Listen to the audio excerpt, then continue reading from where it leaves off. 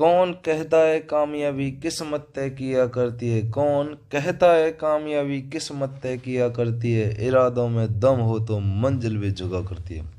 Hello नमस्कार, जय श्री कृष्णा, सुप्रभात, खमा गणी संस्कार क्लासेज के शेरनियों।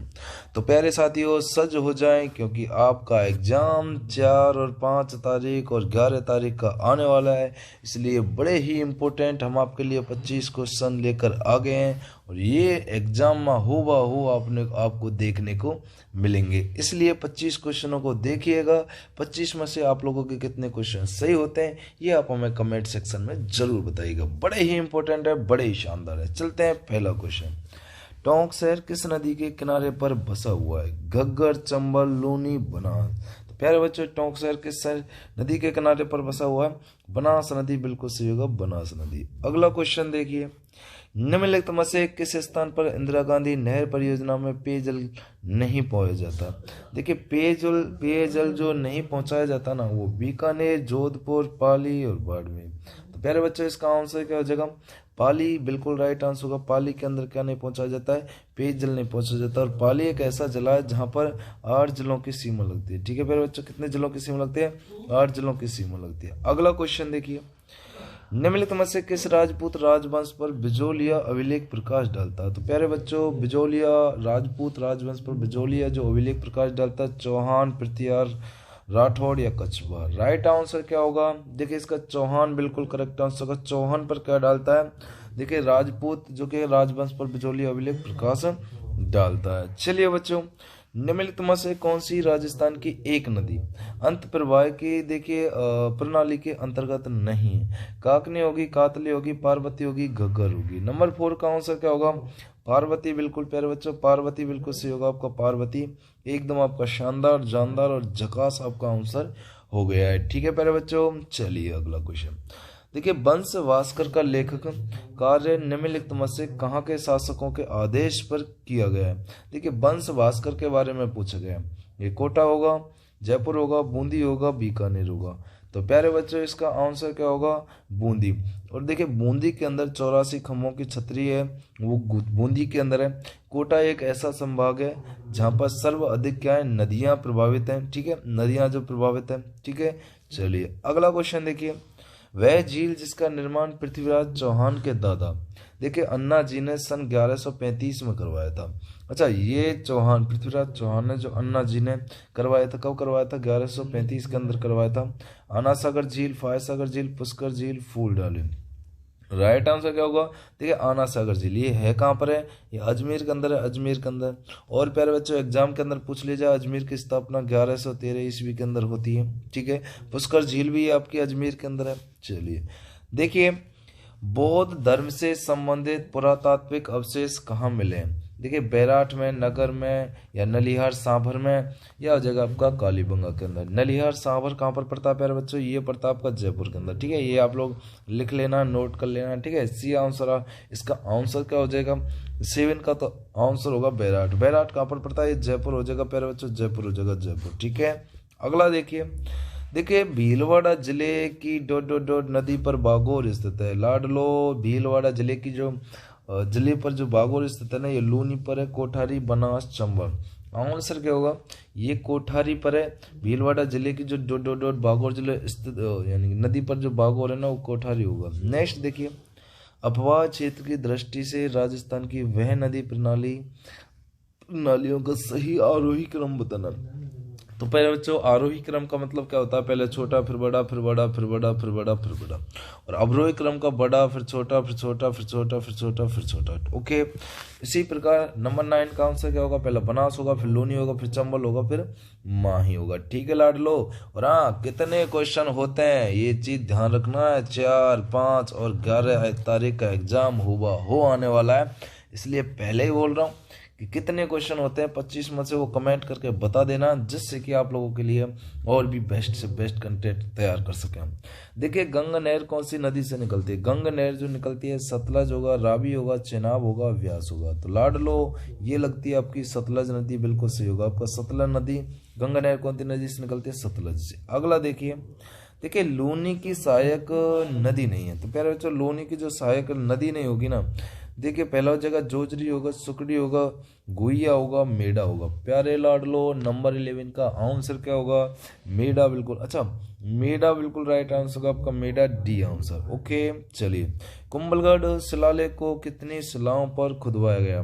कुंभलगढ़ का जो शिलालेख है इसको कितनी शिलाओं पर खुदवाया गया? 3, 5, 7 या हो जाएगा 9। तो प्यारे बच्चों इसका आंसर क्या हो जाएगा? 5 शिलाओं पर खुदवाया गया, 5 पर। चलिए, राजस्थान की इनमें से कौन सी नदी अरावली श्रेणी की खमनोर पहाड़ियों से निकलती है? प्यारे बच्चों, खमनोर की पहाड़ियों से जो निकलती है वो बनास होगा, लोनी होगा, काली सिंध होगा या चंबल होगा। नंबर 13 का आंसर क्या होगा? तो बनास आपका बिल्कुल लाडलो हो जाएगा, बनास बिल्कुल राइट आंसर होगा, बनास। बनास आपका बिल्कुल सही हो जाएगा। ठीक है प्यारे बच्चों, चलिए देखिए, सूची 1 को सूची 2 से मिलाएगा। बड़ा ही इंपॉर्टेंट क्वेश्चन है, शानदार क्वेश्चन है। आपको ये क्या है कि मिलाकर बताना है। नंबर 14 का आंसर पहले देखिएगा, उसके बाद ही आपको मिलाना है। ठीक है, तो देखिए प्यारे बच्चों, ये हम मिलाकर आपको बता देते हैं। ये है आपके लेखक और ये ग्रंथ है। सबसे पहले करनीदान का संबंध किससे हो जाएगा? देखिए सूरज प्रकाश से होगा। दौलत विजय का संबंध किससे होगा? कुमार रासो से होगा। पद्म नाम का संबंध किससे होगा? कन्नड़ देव से होगा। और जगजीवन भट्ट का संबंध किससे होगा? देखिए अजित्योदय से हो जाएगा। मतलब 4, 3, 2, 1। मजा आ रहा है कि नहीं आ रहा है? बिल्कुल आ रहा है तो एक बार लाइक कर दो, सेशन को शेयर कर दो। और आपको तो पता है ऐसी बेस्ट यानी कि संस्कार क्लास से जाना जाता है कंटेंट के लिए। निम्नलिखित में से कौन सा सम्मिलित नहीं है? ये झील और ये जिला है। ऐसा कौन है जो कि सम्मिलित नहीं होगा? 55 झील कहाँ पर है? नागौर के अंदर नहीं है। ये कहाँ पर हो जाएगी? बाड़मेर के अंदर होगी, बाड़मेर। ठीक है, 55 बाड़मेर के अंदर है। ठीक है, लेकिन इसमें नागौर दे रखा, तो ए आंसर ये आपका बिल्कुल राइट आंसर हो जाएगा। ठीक है, डेवर झील तो उदयपुर के अंदर है। ये गैप सागर झील डूंगरपुर के अंदर है। और देखिए तालाब शाही झील कहाँ पर है? ये जोधपुर के अंदर पड़ती है। प्यारे बच्चों समझ में आ रहा है ना? तो बिल्कुल एक बार लाइक कर देना। निम्नलिखित में से किस उत्खनन स्थल से चांदी की मुद्राएं जो कि क्या है पंचमार्क प्राप्त हुई है? प्यारे बच्चों, चांदी की मुद्राएं की जो पंच मुद्राएं जो प्राप्त हुई है, कालीबंगा होगा, आहड़ होगा, गणेश्वर होगा, बैराट होगा। बैराट कहाँ पर पड़ता है? जयपुर के अंदर पड़ता है लाडलो।